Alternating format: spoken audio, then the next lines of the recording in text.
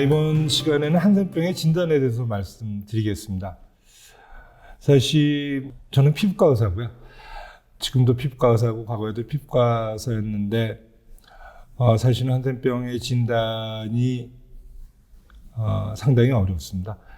어떤 면에서 어려우냐면 한센병에서 나타나는 재반 피부 증상들은 다른 피부에서 나타나는 질환에서 나타나는 모양과 너무 유사한 형태를 갖기 때문에 한센병의 진단은 그렇게 쉽지 않고, 그래서 항상 그런 어떤 임상적인 진단을 보완할 수 있는 다른 검사법에 대한 필요성을 많이 느끼게 되기도 하죠.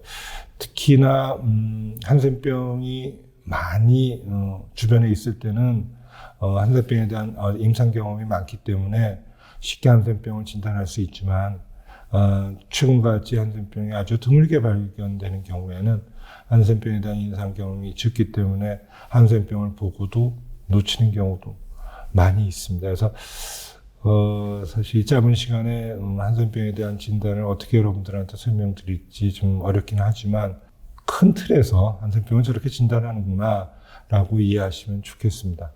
한센병을 과거, 지금도 큰 원칙에서는 벗어나지 않습니다. 3대 징후라고 표현을 하는데요. 피부의 증상, 말초신경의 증상, 나균의 존재의 확인. 이 세 가지들이 굉장히 중요한 부분이고, 사실은 세계보건기구라든지 이런 곳에서는 아직까지도 이 세 개의 짧은 센텐스로 한센병의 진단을 설명하려고 노력을 합니다.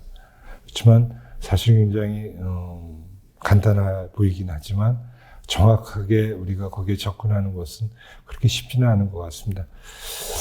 우리나라에서는 한센병에 대한 진단 기준을 아주 자세하게 분명하게 설정하였습니다. 한센병에 부합되는 임상 증상을 나타내면서 감염병 병원체 검사를 통해서 확인하거나 추정할 수 있는 사람. 굉장히 말이 쉬우면서도 어려운 말인데, 그러면 어떻게 나균을 검사를 통해서 확인하거나 추정할 수 있는가, 이런 부분인데, 최근에 그 분자생물학적 검사를 통한 나균의 확인, 이것을 한다면 더 이상 서로 논란의 소지가 없겠죠. 그렇지만 그것이 안 됐을 때, 항상 그것이 되는 건 아니기 때문에, 그것이 안 됐을 때는 어떻게 하느냐. 두 번째로 얘기할 수 있는 조건이 피부 도말 검사 등을 통해서 항산성 염색을 해서 항산성 균을 확인하는 거죠. 또한 그마저도 안 됐으면 어떻게 할 것이냐, 이런 부분인데요. 피부나 말초신경의 병변을 조직 검사해서 한센병에서 나타나는 특이한 유가종 소견을 확인하는 경우, 이 세 가지 경우를 반드시 갖춰 주어야 한다라고 우리나라의 한센병의 진단 기준은 정해져 있습니다. 그래서 또한 한센병 진단에서 가장 중요한 것은, 한센병은 다른 질병에 비해서 편견, 차별 등 사회적 불이익을 많이 초래하는 병이기 때문에 가능성이 있다고 해서 한센병을 진단하는 것은 굉장히 신중을 기해야 된다라고 생각을 합니다. 임상적으로 한센병은 다균형, 또 나종형, 또 희균형, 결핵양형 이렇게 나누어지는데요. 첫 번째 다균형에 대해서 말씀드리겠습니다. 세균지수에 대한 설명은 조금 이따가 말씀드리겠는데요. 세균지수상 균이 보이는 경우, 또는 병변이 6개 이상 확인되는 경우를 다균형, 나종형이라고 분류합니다. 다양한 모양의 피부 병변이 광범위하게, 또는 어떤 경우에는 대층적으로 분포하고 있습니다. 다수의 신경에 침범해서 다양한 양상의 신경병증이 나타납니다. 예를 들면 갈고리손이라든지 족하수라든지 이런 신경병증 증상이 우리가를 볼 수 있습니다. 또한 특징적으로 사자얼굴이라든지 미모소실 같은 아주 특징적인 양상의 피부 병변이 보여지기도 합니다. 다균형, 나중형 환자의 임상사진입니다. 융합되어 있는 판과 반점들이 등에 넓게 포되어 있고 얼핏 보면 대칭적으로 보입니다. 이 병변에서 피부동말 검사를 시행을 하면은 여기에 슬라이드에서 보이는 바와 같이 빨갛게 균들이 염색이 됩니다. 사실 이 단계가 끝나면 사실은 모든 진단은 어느 정도 이루어졌다라고 생각을 할 수가 있습니다. 다른 다균형, 나중형 환자의 모양입니다. 아까와 전혀 다르게 융합되지 않는 산재된 홍반성 반이 분포되어 있습니다. 아까 모양과 지금의 모양은 우리가 얼핏 봐서는 전혀 다른 모양의 질병을 우리가 이해할 수 있지만 사실은 같은 한센병이었습니다. 이 환자에서 이 병변에서 피부도말 검사를 해보면 이 슬라이드에서 보이는 것과 같이 균이 보이게 되겠죠. 그래서 이런 단계에서 우리가 다균형이라고 진단하게 되어 있습니다. 다음 슬라이드는 조직검사입니다. 사실은 우리가 임상적으로 보면 아까와 같은 피부 병변을 갖고 우리가 피부도말 검사를 해서 AF 스테이닝을 시행해서 양성이 확인이 되면 사실은 더 이상의 진단은 보완 역할이지 진단에 아주 필수적이지는 않을 겁니다. 이것은 그럼에도 불구하고 조직 검사를 하는 경우에 우리가 이제 유가종이라고 제가 표현을 쓰는데 여러분들 잘 보이실지는 모르겠지만은 첫 번째 작은 슬라이드에 보면 까맣게 점 같은 것들이 염색되어 있는 것들이 보이실 겁니다. 그것을 좀 더 확대하면 또 이런 모양이고요. 더 확대하면 이런 모양입니다. 그래서 염증 세포가 어떤 곳에 밀집되어 있는 양상을 우리가 유가종이라고 우리가 설명을 하게 되는데, 그럼 유가종은 어떤 세포들이 구성되어 있느냐 보면 하얗게 구멍이 뻥뻥 뚫려져 있는 세포들이 여러분들이 관찰할 수 있을 겁니다. 이렇게 보였을 때 이것이 다균형, 나중형 환자의 조직검사의 아주 특징적인 소견이라고 여러분들이 이해하시면 됩니다. 그 뻥뻥 뚫린 데를 AFB 염색을 해보면 그 안에 나균이 이렇게 염색된 것이 보이겠죠. 이거는 그 반대인 희균형에 대한 얘기입니다. 이거는 세균 주수가 0. 그러니까 아까는 다균형 경우에는 세균 주수가 1에서 6이라고 그랬죠. 세균 주수가 0이라는 것은 슬라이드 상에서 균이 보이지 않는다는 겁니다. 아까 다균형에서는 균의 개수, 병변의 개수가 6개 이상이라고 그랬죠. 이건 2개에서 5개의 병변만 갖는 거고요. 이거는 경계가 좀 명확한 색소가 좀 떨어져 있거나 아니면 붉은색의 소수의 피부 병변이 발견이 됩니다. 그리고 말초신경도 한두 개 정도 어떤 침범하는 양상을 갖게 되겠죠. 아까 제가 2개에서 5개라 그랬는데 그럼 1개의 병변만 있는 사람을 뭐라 그러느냐? 이걸 단일 병서 희균형이라고 분류를 합니다. 사실은. 그래서 적어도 5개 이하의 병변을 가지고 통상적인 피부도말 검사에서 균을 확인할 수 없는 경우, 그런 경우를 우리가 희균형, 다른 말로 결핵양형이라고 설명할 수가 있습니다. 희균형 결핵양형의 임상 모양입니다. 그냥 홍반성 반이 이렇게 보이고 있고요. 이 홍반성 반이 보이는 곳에서는 아주 특징적으로 감각의 소실이 있습니다.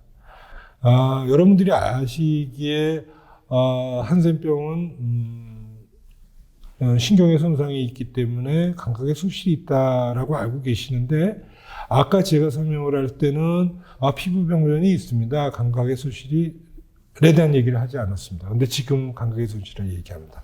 그 이유는 뭐냐면 다균형인 경우에 아주 초기에는 감각의 소실이 없을 수도 있습니다. 감각이 있을 수도 있습니다. 그런데 물론 환자가 아주 초기가 아니라 어느 일정 시간이 지나서 병원에 오게 되면 다 감각의 소실이 있겠죠. 그렇지만 이 희균형 환자는 아주 초기에 병원에 오더라도 감각의 소실이 있다. 그렇기 때문에 감각의 소실이 있다는 건 희균형 환자의 굉장히 중요한 증상이다라고 이해하시면 좋겠습니다. 이 병변에 피부도말 검사를 했습니다. 했는데 아무것도 보이지 않았습니다. 이럴 때 좀 굉장히 임상가로서는 어려움을 느낍니다. 임상적으로는 한센병 같은데 피부 돌발 검사에서 아무것도 안 나왔거든요. 근데 아까 제가 진단을 할 때 의심만 가지고 한센병을 진단해서는 안 된다라고 말씀드렸잖아요. 왜냐하면 환자가 받는 심리적인 스트레스는 엄청납니다. 제가 외래에서 환자를 보다가 이런 얘기였습니다.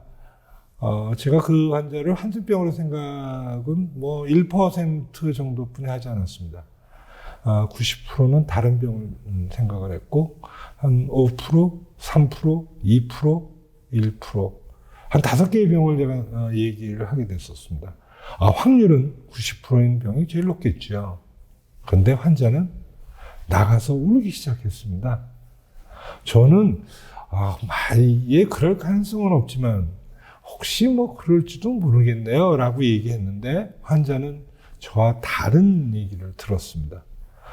저 의사가 나를 한센병이라 그랬어. 이렇게 들었다는 거죠. 그래서 그런 상황이기 때문에 우리가 애매한 경우에 그 사람은 한센병이라고 과감하게 얘기하는 것은 굉장히 조심해야 되는 부분인 것 같습니다. 저 역시도 이런 환자를 만났을 때 굉장히 마음의 갈등이 많습니다. 이걸 뭐라고 진단하고 어떻게 치료해야 될까? 그런 경우에 우리한테 이제 제공받을 수 있는 것이 조직검사겠죠. 그래서 조직검사에 보면 아까 사진을 기억하시는지 모르겠지만 이 사진에도 피부 중간중간에 이렇게 까맣게 염색된 부분이 보이는데 그걸 까맣게 염색된 것이 염증세포가 모인 거고요. 염증세포가 모인 것들을 우리가 유가족이라고 제가 설명한다고 말씀드렸죠. 근데 그것을 아주 고배열로 봤더니 아까의 양상은 좀 다른 양상의 어떤 세포들, 이것을 이제 상피양 세포라고 그러는데요. 상피양 세포들이 이렇게 군집된 것들이 보여졌습니다. 그리고 AFP 스테이닝 했는데 균이 보이지 않았습니다. 그래서 이렇게 보이는 이런 조직 검사의 양상이 나타났을 경우에 우리가 한센병 진단에서의 세 번째 조건, 조직검사에서 한센병에서 특징적으로 보이는 유가종 소견이 보였을 때 한센병으로 진단할 수 있다라고 우리가 설명을 할 수 있게 되는 거죠. 다음은 한센병 진단하고는 좀 다를 수는 있지만 한센병을 앓는 과정에서 한센병은 잠복기도 길고 병의 진행이 굉장히 서서히 일어나는 질환인데 갑자기 어떤 염증성 반응들이 빠르게 일어나는 경우가 있습니다. 아급성의 어떤 염증 사태 반응이 일어나는 경우가 한센병 환자에서 발견이 되거든요. 그런 경우를 우리가 나반응이라고 표현을 합니다. 그래서 이제 나반응은 제1 나반응, 제2 나반응으로 우리가 구분을 하고요. 사실 제1 나반응은 우리가 보지 못하는 경우가 굉장히 많다 그럽니다. 발병 초기에 조금 애매한 면역 상태에 따라서 질병의 병형이 이것이 나종형이냐 결핵양형이냐 이런 한 끝의 면으로 가지 못하고 애매한 형태에 있다가 그것이 어느 순간 나종형으로 가거나 결핵양형으로 가는 면역학적 변화가 우리 몸에 일어나는 그런 과정을 우리가 제1 나반응이라고 설명을 하죠. 이것은 병변 주변에 있는 나균 항체에 대한 우리 몸의 지연성 과민 반응이라고 합니다. 그래서 아주 급성 신경염과 피부의 급성 염증이 발현이 되죠. 그래서 제1 나반응은 사실은 그렇게 우리가 흔하게 볼 수 있는 경우는 없습니다. 근데 비교적 더 많이 볼 수 있는 건 제2 나반응입니다. 이건 다른 말로 나성 결절 홍반 ENL이라고도 우리가 표현하는데요. 이것은 체액 면역의 비평행에 따른 면역 복합체의 반응 이렇게 우리가 이해를 합니다. 이건 주로 그 다균형 환자, 처음에 균이 굉장히 많았었던 환자에서 발생한다고 그러고요. 물론 보고에 따른 차이는 있지만은 한 15% 내외에서는 제2형 나반응을 경험한다 이렇게 되어 있습니다.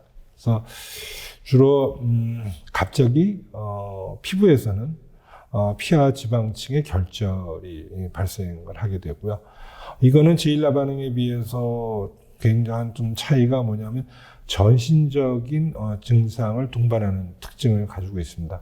예, 사진에서 보면 위에 사진이 제1나 반응의 사진, 밑에 사진이 제2나 반응의 사진입니다.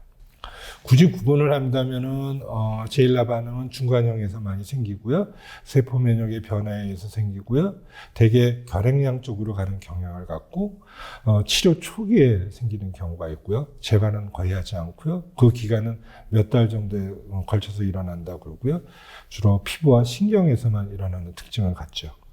근데 제2나 반응인 경우에는 나정형에서 아까 말씀드린 대로 많이 발견하고요, 면역복 합체의 침착에 의해서 생기는 거고요. 병형은 변하지 않습니다. 변하지 않고 이건 대래 치료하고 어느 일정 기간이 지난 후에 생기는 걸 같고요. 이것은 한 번만 생기는 것이 아니라 경우에 따라서는 여러 번 생길 수 있고요. 보통 한 번 생기면 몇 주간 환자를 힘들게 하고요. 피부, 신경 또는 전신의 어떤 증상을 유발시키는 게 특징입니다.